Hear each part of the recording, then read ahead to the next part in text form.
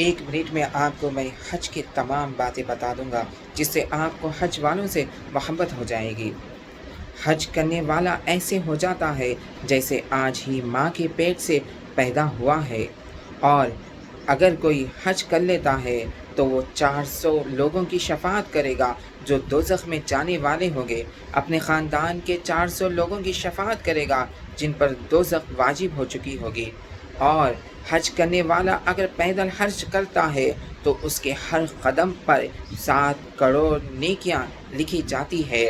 اور اگر حج کو گیا اور وہاں پر انتقال کر گیا تو اسے ہر سال حج کا ثواب ملے گا، اور اسی طریقے سے اگر کوئی عمرے کو جاتا ہے اور اس کا انتقال ہو جاتا ہے تو اسے بھی اسی طریقے سے ہر بار عمرے کا ثواب دیا جائے گا۔ اسی طریقے سے اگر آپ حج کرنا چاہتے ہیں لیکن آپ کا نام حج میں نہیں آیا ہے تو آپ کو چاہیے کہ آپ رمضان میں عمرہ کریں، کیونکہ اگر کوئی رمضان میں عمرہ کرتا ہے تو وہ پیارے نبی صلی اللہ علیہ وسلم کے ساتھ حج کرنے کے برابر اسے ثواب دیا جاتا ہے۔